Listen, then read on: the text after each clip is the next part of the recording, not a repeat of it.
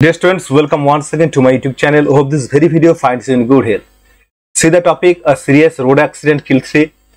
তো দেখো আজকে নিউজপেপার রিপোর্ট যেটা আমরা করছি, তো টপিকটা কি বলা হয়েছে, একটি মারাত্মক ধরনের পথ দুর্ঘটনা যেখানে মারা গিয়েছিল 3 জন বাই আ স্টাফ রিপোর্টার।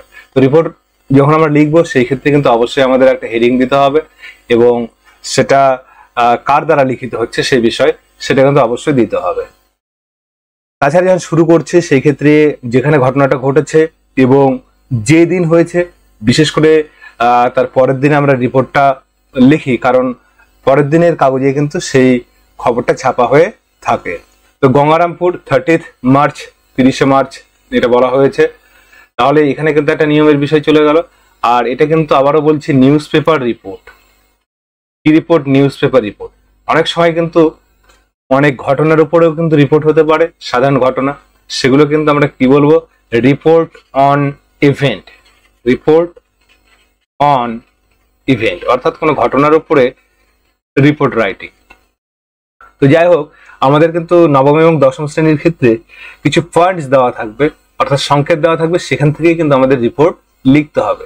তো নিউজ পেপার রিপোর্টের আরো বিষয়গুলো তোমাদের মাথায় রাখবে, যে কি ঘটনা, কোথায় ঘটেছে, কেন ঘটেছে এবং ফল কি, এবং যে মেজার্স বা পদক্ষেপ নেওয়া হয়েছে সেগুলো নিয়েই কিন্তু লিখতে হবে। আর এখানে ব্যক্তিগত কিন্তু কোনো বা যে লিখছে রিপোর্টার তার কিন্তু কোনো মতামত এখানে থাকবে না, সাধারণভাবে কাল্পনিক বিষয় কিন্তু থাকবে না।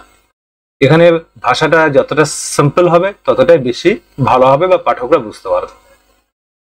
তাহলে কি বলা হয়েছে? A serious road accident took place yesterday at about 11 AM on the Grand Street when a speeding lorry collided a passenger bus coming from the opposite side.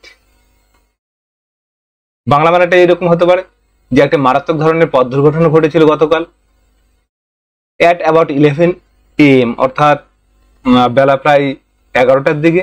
কোথায়? সেই গ্র্যান্ড স্ট্রিটে when a স্পিডিং লরি, যখন একটা দ্রুতগামী lorry মুখোমুখি সংঘর্ষে জড়িয়ে পড়েছিল একটি যাত্রীবাহী বাসের সঙ্গে, যেটি কি করছিল coming from the opposite direction বা opposite side. The speedy lorry got brake failed and the accident occurred. Occurred মানে কিন্তু ঘটা। তো এখানে ফার্স্ট করা হয়েছে যেহেতু ঘটেছিল। দ্রুতগামী লরিটি কি করেছিল?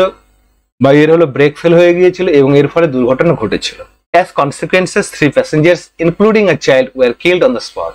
এবং ফলস্বরূপ ভাবে এর ফলে কি হলো? এই যে দুর্ঘটনা হলো, collision between a bus and a lorry, অর্থাৎ একটি লরি এবং বাসের যে মুখোমুখি সংঘর্ষ, সেই ক্ষেত্রে কি হয়েছিল? 3 passengers including a child were killed on the spot. স্পটে বা সেই দুর্ঘটনার জায়গাতেই কিন্তু 3 জন হলো যাত্রী, একজন শিশু সহ বা একজন শিশু সহ 3 জন যাত্রী মারা গিয়েছিল। 13 passengers of the bus got wounded. এবং বাসের হলো 13 জন যাত্রী আহত হয়েছিল। The condition of the bus driver, condition বলতে অবস্থা, the condition of the bus driver was very critical. Critical বলতে সংকটজনক।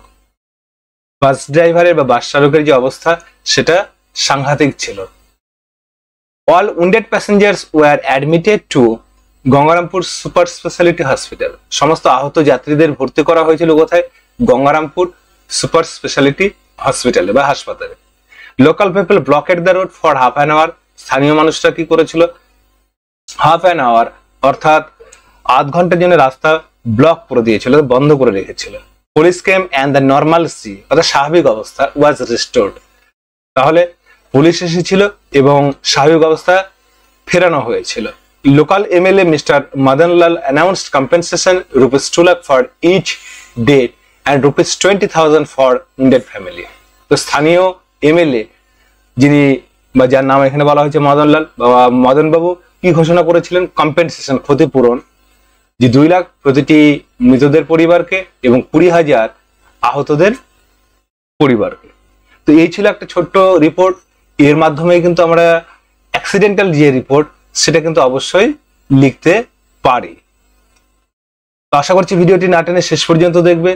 ভিডিওটি ভালো লাগলে অবশ্যই লাইক, কমেন্ট, শেয়ার করবে। আবার বলছি, নবম এবং দশম শ্রেণীর জন্য এটি কিন্তু খুব গুরুত্বপূর্ণ একটা রিপোর্ট রাইটিং। তোমরা নিজের মতন করেও কিন্তু লিখতে পারো।